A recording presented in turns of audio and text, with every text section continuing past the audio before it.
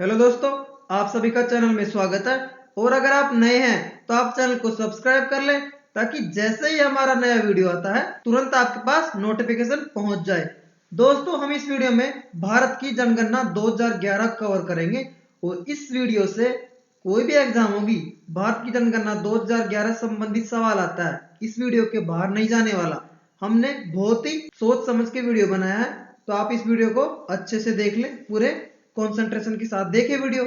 और जो railway NTPC की परीक्षा चल रही है उसके अंदर भी यहाँ से सवाल देखे जाएंगे आने वाले फेजों में। और उसके बाद सीबीटी 2 के लिए तो बहुत ही महत्वपूर्ण टॉपिक है। तो दोस्तों, आप वीडियो को थोड़ा सीरियस होकर देखें ताकि जो भी सवाल यहाँ से आता है वो आप अच्छे से जवाब दे पाए। चलो स्टार्ट करते हैं वीडियो। 2011 की जनगणना 15वीं नंबर की राष्ट्रीय जनगणना थी। और उस टाइम कौन थे कमिश्नर? सेंसस कमिश्नर कौन थे? सी चंद्रमौली। आप याद रखो इनका नाम। और सबसे पहले भारत की जनगणना 1872 में आयोजित की गई थी। और इस जनगणना के अंदर 3 प्रश्नावलियां थी।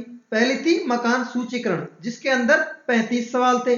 दूसरा था राष्ट्रीय जनसंख्या रजिस्टर, नेशनल पॉपुलेशन रजिस्टर, जिसके अंदर 9 सवाल थे। और तीसरा था परिवार इकाइयां, जिसके अंदर 30 सवाल थे। 16 भाषाओं में डाटा एकत्रित किया गया था।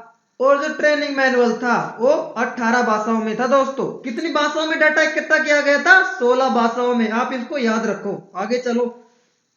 ये जो राष्ट्रीय जनगणना 2011 28 राज्य, 7 संघ राज्य, 640 जिलों, 497 शहर, 5767 तहसील और 6 लाख से अधिक गांवों में आयोजित की गई थी। 2011 ने कई मापदंडों को शामिल किया है, जिनके अंदर है जनसंख्या, जनसंख्या की वृद्धि दर, साक्षरता की दर, आबादी का घनत्व, लिंग अनुपात और चाइल्ड सेक्स रेशियो, बाल लिंग अनुपात, जो कि 0 से 6 साल तक का होता है।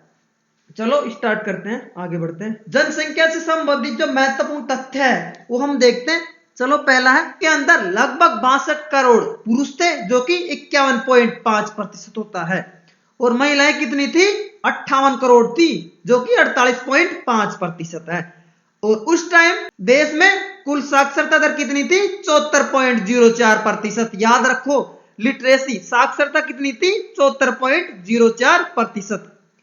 और उस टाइम आबादी का घनत्व कितना था? 382 व्यक्ति प्रति वर्ग किलोमीटर। आगे चलो। लिंग अनुपात कितना था? प्रति वर्ष 1000 पुरुषों पर 940 महिलाएं। ये जो लिंग अनुपात होता है वो 1000 पुरुषों पर नापा जाता है महिलाओं की संख्या। आगे चलो। बाल लिंग अनुपात प्रति पुरुष 1000 पर 914 महिलाएं। याद रखो, दोनों के दोनों इंपोर्टेंट डाटा है। आगे चलो। साक्षरता दर 2001 में 64.83% थी, जो कि 2011 में कितने हो गई? 74.04। और इसके अंदर जो ग्रोथ देखी गई है, वृद्धि, वो देखी गई है 9.21%। चलो आगे। टेबल है जो कि सारे जो हमने फैक्ट देखे हैं इंग्लिश में रिवीजन करने के लिए, एक बार तुरंत रिवीजन कर लेते हैं। टोटल जनसंख्या थी 121 करोड़, पुरुषों की संख्या थी लगभग 62 करोड़, महिलाओं की संख्या थी लगभग 58 करोड़। टोटल साक्षरता थी 74% और पुरुषों की साक्षरता थी 82.10%। महिलाओं में साक्षरता रेट क्या थी? 65.46%। और डेंसिटी कितनी थी? 382। सेक्स रेशियो कितना था? लिंग अनुपात कितना था? 940। और चाइल्ड सेक्स रेशियो, बाल लिंग अनुपात कितना था? 914। चलो आगे, 1 बाय 1 करके जो महत्वपूर्ण पैरामीटर है, जो महत्वपूर्ण मानदंड है, उसके अंदर देखेंगे कौन सा राज्य टॉप पे है, कौन सा राज्य नीचे है, या कौन सा शहर ऊपर है, कौन सा शहर नीचे है। यूनियन टेरिटरी और राज्य दोनों के बारे में डाटा देखेंगे। चलो, पहला अधिकांश आबादी वाले शहर देखते हैं। सबसे ज्यादा आबादी थी मुंबई की। किसकी? मुंबई की। और उसके बाद में दिल्ली की। चलो आगे। अधिकतम जनसंख्या वाले राज्य देखते हैं। सबसे ज्यादा जनसंख्या थी उत्तर प्रदेश की, लगभग 20 करोड़ जनसंख्या थी उस टाइम। दूसरे नंबर पे महाराष्ट्र, लगभग 11 करोड़ जनसंख्या थी। तीसरे नंबर पे था बिहार। चलो आगे। कम जनसंख्या वाले राज्य, अगर बात करते हैं हम राज्यों की, तो सबसे कम जनसंख्या थी सिक्किम की, 6.11 लाख। कितनी थी? लगभग 6 लाख थी सिक्किम की जनसंख्या 2011 की जनगणना के अनुसार। और अगर सबसे कम यूनियन टेरिटरी की बात करते हैं, तो सबसे कम जनसंख्या कौन सी यूनियन टेरिटरी में थी, कौन से केंद्र शासित प्रदेश में थी? 64,000, लक्षद्वीप में। चलो आगे, साक्षरता के बारे में। सबसे ज्यादा साक्षर राज्य कौन सा था? केरल। कितनी प्रतिशत थी? 94%। सबसे ज्यादा साक्षर राज्य केरल था। और सबसे ज्यादा साक्षर यूनियन टेरिटरी केंद्र शासित प्रदेश कौन सा था? लक्षद्वीप। कितनी प्रतिशत थी वहां पे? 91.85% साक्षरता थी वहां पे लक्षद्वीप में। आगे चलो कम साक्षर राज्य को देखते हैं। सबसे कम साक्षर राज्य बिहार था 63.82%। याद रखो 2011 की जनगणना के अनुसार सबसे कम साक्षर राज्य कौन सा था? बिहार। कितना? 63.82% है। और उसके बाद में अगर पूछता आपको कि सबसे कम साक्षर यूनियन टेरिटरी कौन था, आपको लगाना है टिक दादरा और नगर हवेली, जहां पे साक्षरता थी 77.24%। चलो आगे हम देखते हैं भारत की जनसंख्या घनत्व, पॉपुलेशन डेंसिटी को भी देख लेते हैं। सबसे ज्यादा पॉपुलेशन डेंसिटी राज्यों में बिहार की थी 1106। और सबसे कम राज्यों में जनसंख्या घनत्व अरुणाचल प्रदेश की थी, जो कि सिर्फ और सिर्फ 17 थी। कितना कम है अरुणाचल प्रदेश का पॉपुलेशन डेंसिटी, आप देख सकते हैं। पहाड़ी इलाका है इसलिए वहां पे डेंसिटी भी कम आता है। चलो यूनियन टेरिटरी केंद्र शासित प्रदेशों की जनसंख्या घनत्व देख लेते हैं। सबसे ज्यादा दिल्ली का, कितना? 11,320। कौन सा केंद्र शासित प्रदेश की जनसंख्या घनत्व सबसे ज्यादा थी मेरे दोस्तों? दिल्ली 11,320। और सबसे कम कौन से केंद्र शासित प्रदेश का था जनसंख्या घनत्व?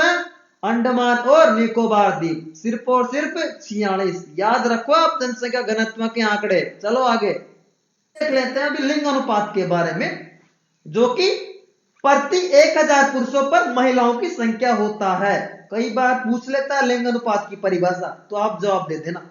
चलो देखते हैं वन बाय वन करके। भारत में ऑल इंडिया लेवल पे 940 था लिंग अनुपात। ग्रामीण इलाकों में 949। शहरी इलाकों में लिंग अनुपात कितना था मेरे दोस्तों? बताओ। 929। चलो टॉप करने वाले का सबसे खराब परफॉर्मेंस करने वाले देख लेते हैं आगे। उत्तम महिला लिंग अनुपात कौन से राज्य में था? केरल में। कितना था? 1084। कितना था? 1084। केरल में सबसे ज्यादा लिंग अनुपात था। आगे चलो सबसे कम को भी देख लेते हैं कौन सा राज्य है। सबसे कम लिंग अनुपात वाला राज्य था हरियाणा, 879। बहुत बार पूछा जाता है, इसीलिए हमारे प्रधानमंत्री नरेंद्र मोदी जी ने 22 जनवरी 2015 को बेटी बचाओ बेटी पढ़ाओ योजना हरियाणा के पानीपत से शुरू करी थी। और उसके साथ में सुकन्या समृद्धि योजना भी वहां से शुरू की थी। दोनों योजनाओं का याद रखो आप, कहां से और कब। कहां से? हरियाणा के पानीपत से। कब? 22 जनवरी 2015। सवाल पूछता है तो टिक मार के आना जवाब। आगे चलो केंद्र शासित प्रदेशों का भी लिंग अनुपात देख लेते हैं भाई। उच्चतम महिला लिंग अनुपात कौन से में? पौंडीचेरी। कितना है? 1037। और न्यूनतम महिला लिंग अनुपात कौन से केंद्र शासित प्रदेश का है? दमन और दीव। कितना था? 618। अगर सवाल पूछता है कि कौन सा केंद्र शासित प्रदेश का लिंग अनुपात सबसे ज्यादा था, जवाब देना है पौंडीचेरी। कितना? 1037। और पूछता है सबसे कम लिंग अनुपात कौन से केंद्र शासित प्रदेश का था, तो जवाब देना है दमन और दीव और टिक लगाना है 618 पे। याद रख लो सारे के सारे आंकड़े। आगे चलो सबसे ज्यादा महिला लिंग अनुपात वाला जिला कौन सा भाई? माहे पांडेचेरी में। कितना था? 1147। और सबसे कम महिला लिंग अनुपात वाला जिला कौन सा था? दमन। दमन और दीव में दमन नाम का जिला है वो था। कितना था वहां का लिंग अनुपात? 591। चलो आगे की तरफ देख लेते हैं धर्म को मानने लोगों का आंकड़ा क्या था। सबसे ज्यादा हिंदू धर्म को मानने वाले लोग थे 2011 में। कितने? 79.80%। उसके बाद में इस्लाम को मानने वाले लोग थे 14.23%। और तीसरे नंबर पे क्रिश्चियन 2.3%। चौथे नंबर पे सिखिज्म 1.72%। चलो आगे इस स्लाइड में हम भाषा के बारे में देखते हैं, कौन सी भाषा को कितने प्रतिशत बोलते हैं, कितने प्रतिशत जानते हैं। सबसे पहले हिंदी के बारे में देखें। हिंदी भाषा को जो प्रथम भाषा के रूप में सेलेक्ट करने वाले जनसंख्या कितनी प्रतिशत? 43.63। और आगे चलते हैं दूसरे नंबर पे। दूसरे नंबर पे बंगाली भाषा थी। कितने प्रतिशत प्रथम भाषा मानते हैं बंगाली को? 8.3% थे। और तीसरे नंबर पे मराठी थी, कितने प्रतिशत मानते हैं इसको? 7.09%। और अगर टोटल जनसंख्या देखे हिंदी बोलने वाले तो वो थी 57.10%। और दूसरे पे है अंग्रेजी 10.60%। आप भाषा के बारे में याद रखो, कौन सी भाषा को प्रथम भाषा मानने वाले लोग कितने हैं। दोस्तों आगे चलते हैं हम लोग। 2011 के अनुसार 57.1% भारतीय आबादी हिंदी जानते हैं, जिसमें 43.63 भारतीय लोगों ने हिंदी को अपनी मूल भाषा या फिर मातृभाषा घोषित किया है। याद रखो दोनों आंकड़े। आगे चलो, जैसे कि हमने देखा है हमारे भारत देश की जनसंख्या कितनी थी 2011 में? 121 करोड़ यानी कि 1.21 बिलियन। उसमें से 833 मिलियन लगभग 83 करोड़ यानी कि 68.84% तो ग्रामीण क्षेत्रों में रहते हैं, और बचे हुए लोग 37 करोड़ जो कि शहरों में रहते हैं। दोस्तों हमने इस वीडियो में भारत की जनगणना 2011 के बारे में जो महत्वपूर्ण बातें बन सकती थी वो सब की सब कवर कर ली है। इसके बाहर से सवाल नहीं आएगा। अगर जनगणना सवाल आता है तो परीक्षा में, तो आप इस वीडियो को 2-3 बार देख लो। डाटा बहुत सारे आंकड़े हैं, एक बार में तो याद होने वाले हैं नहीं, तो आप इसको 2-3 बार देख के जाओ। आरआरबी एनटीपीसी के सीबीटी 1 में भी सवाल देखने को मिलेंगे यहाँ से, और सीबीटी 2 में भी यहाँ सवाल देखेंगे।